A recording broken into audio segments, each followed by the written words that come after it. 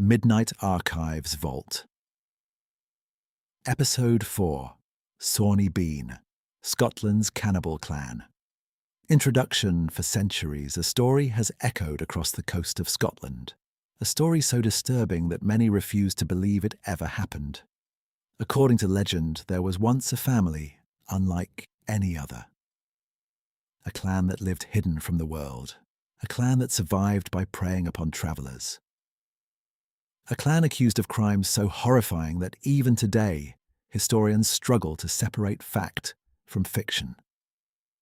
The story begins along Scotland's rugged western coast, a land of towering cliffs, violent seas, and hidden caves carved into the shoreline by centuries of crashing waves.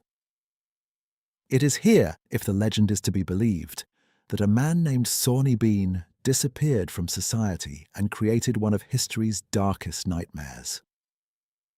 The tale claims that over the course of decades, hundreds of men, women, and children vanished along lonely roads. Merchants never reached their destinations. Travellers disappeared without a trace. Entire families were said to have simply vanished, and according to the legend, all of them shared the same fate. But there is a problem. Modern historians have found very little evidence that any of it actually happened. No definitive records, no reliable court documents, no contemporary accounts that can be fully verified.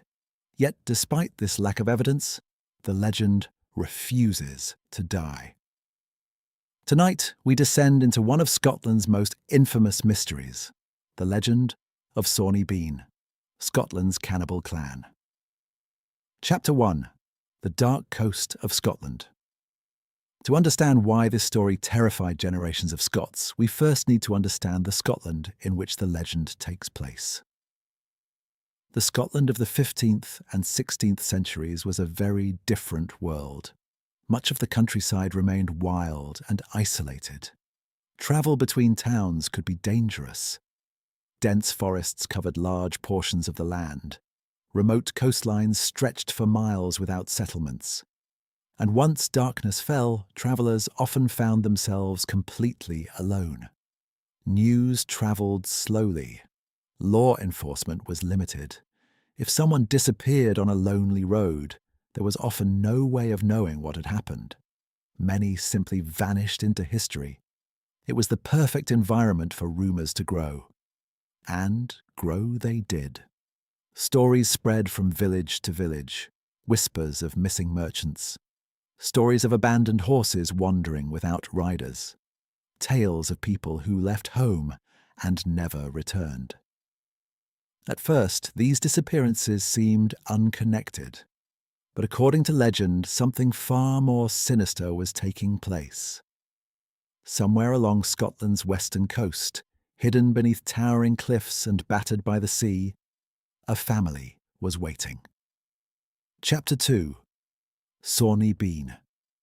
According to the legend, Sawney Bean was born into poverty. Very little is known about his supposed early life. Most versions of the story describe him as a troubled young man who rejected ordinary society. He reportedly disliked honest work. He drifted from place to place. And eventually he met a woman who shared his violent tendencies. Together, the pair abandoned civilization.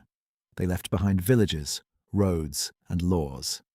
Instead, they chose a life beyond society's reach. The legend claims they wandered along the Scottish coastline searching for a place to disappear. Eventually, they found it. A massive sea cave hidden beneath the cliffs. The entrance was concealed by tides. At low tide, it could be reached on foot. At high tide, it became almost invisible.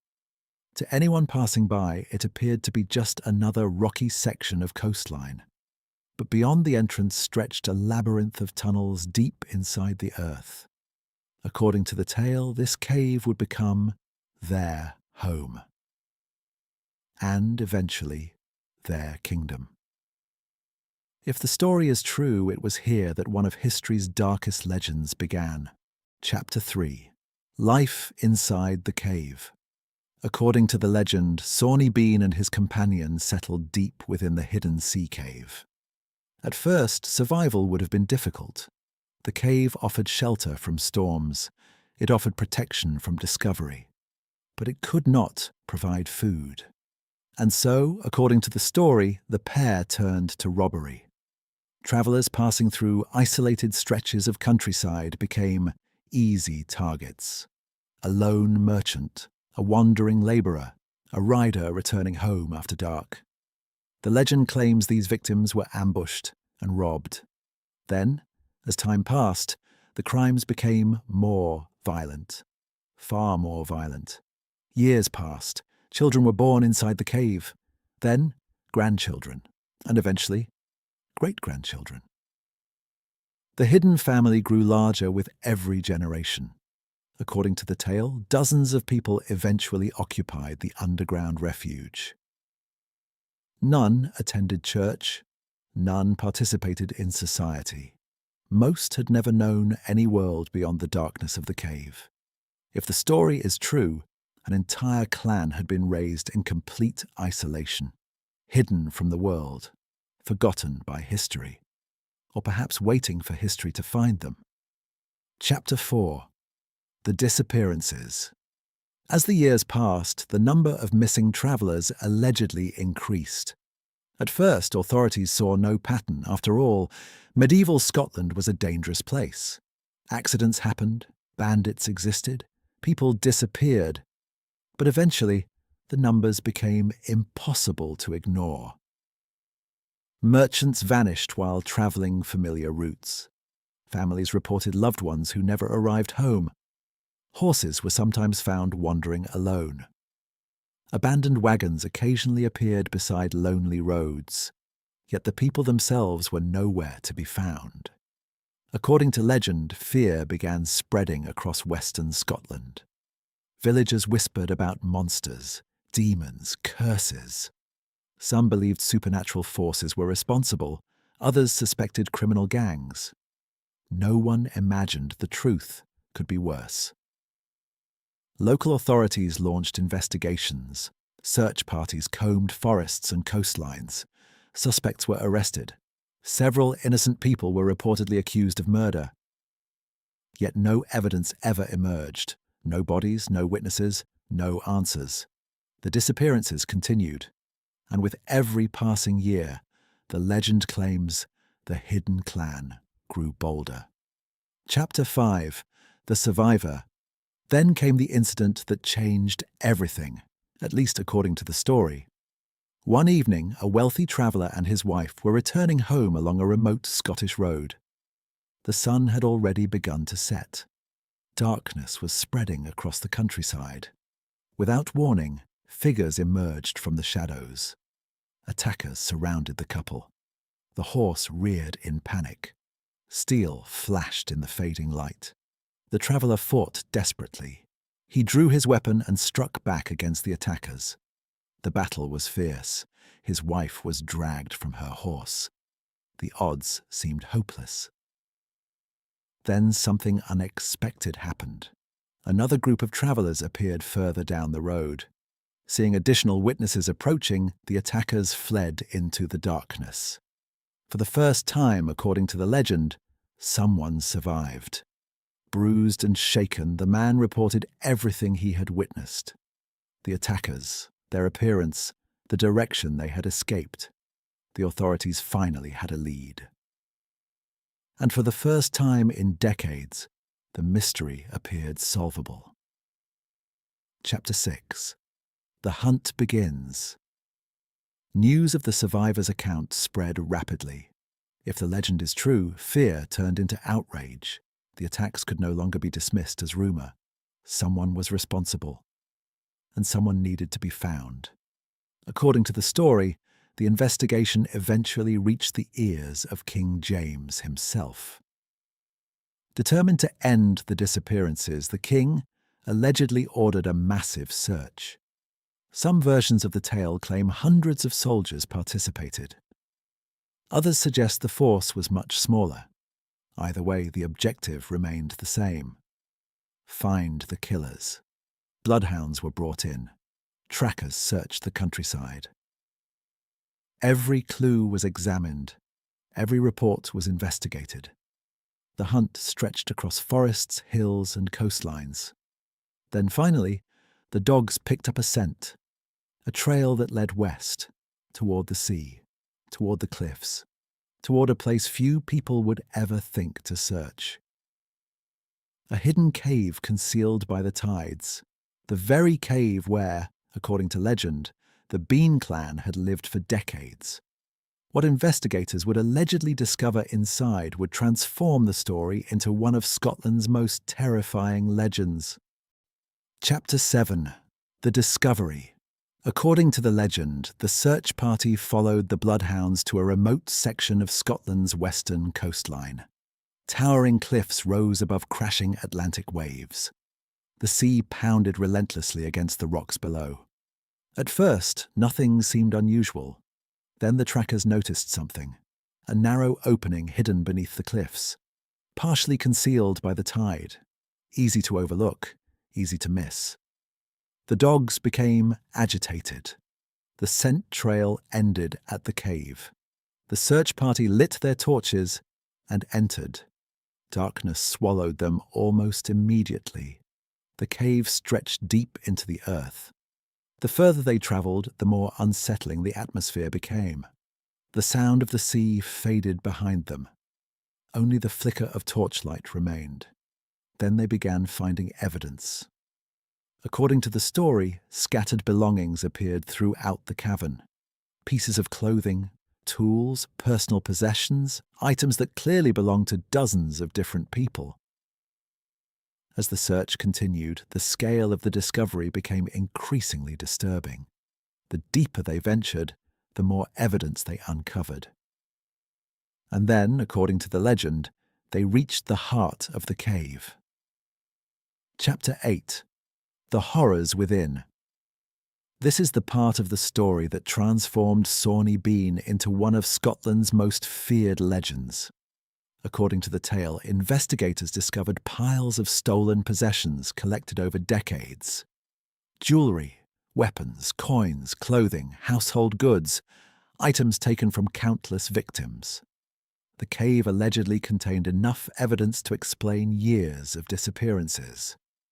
But it was not the stolen property that shocked the searchers. It was what the property suggested. The legend claims investigators realized the missing travelers had never left the coastline. They had never escaped. They had never been found because they had never been allowed to leave. According to the story, the hidden clan had survived for decades by ambushing travelers and robbing them. The legend goes even further. It claims the family consumed their victims to survive. A detail so horrifying that it became the defining feature of the entire story. Whether true or not, this accusation transformed the Bean clan from criminals into monsters within Scottish folklore, and it ensured that their story would survive for centuries. Chapter 9. The Fall of the Clan. According to the legend, the discovery of the cave brought the clan's reign to an end. The entire family was arrested, men, women, and their descendants. The story claims they were transported under heavy guard to face punishment. Yet even here, historians encounter problems. Different versions of the tale describe different outcomes. Some claim formal trials took place. Others insist no trial was considered necessary. The most famous versions describe brutal executions. The men allegedly faced death first. The women and remaining family members followed. It was a violent ending to an already violent story, and according to the legend, it marked the end of Scotland's most infamous criminal clan. But there is one enormous problem: the evidence, or rather, the lack of it. Chapter 10. Real or Myth. This is where the story becomes truly fascinating. Modern historians have spent years investigating the Sawney Bean legend, and despite its fame, remarkably little evidence has been found. No contemporary court records, no official government documents, No verified reports from the period. No reliable evidence supporting the existence of a cannibal clan responsible for hundreds of disappearances. This absence raises serious questions. If the story were true, it would represent one of the largest murder cases in Scottish history. A discovery of that magnitude would almost certainly have generated records. Yet historians continue to find very little. Some researchers believe the story may have originated centuries later. Others suggest it may have been exaggerated over time through folklore and storytelling. A popular theory argues that the legend was used as propaganda during periods of conflict between Scotland and England. According to this idea, the story portrayed Scots as savage and uncivilized. Another possibility is that a real criminal gang existed and the details expanded over generations. A small crime became a larger story. The larger story became a legend, and the legend became part of Scottish history. Today, historians remain divided. Some dismiss the tale entirely. Others believe fragments of truth may lie hidden beneath centuries of exaggeration. And perhaps that uncertainty is what keeps the story alive. Conclusion. More than 400 years have passed since the legend of Sawney Bean first appeared. Yet the questions remain. Was there really a hidden clan living beneath Scotland's cliffs? Did travellers truly vanish along lonely coastal roads? Or was the entire story born from rumour, fear, and folklore? We may never know. The evidence is scarce, the records are incomplete, and the truth, if it ever existed, may have vanished long ago. Yet somewhere along Scotland's rugged western coast, the sea caves remain, silent, dark, watching the tides roll in and out, guarding their secrets. And perhaps that is why the legend endures. Because in the end, the most frightening stories are not the ones we can prove. They are the ones we cannot. What do you think? Was Sawney Bean history's most terrifying criminal, or Scotland's greatest legend? Let us know your theory in the comments below. And until next time, keep searching the archives.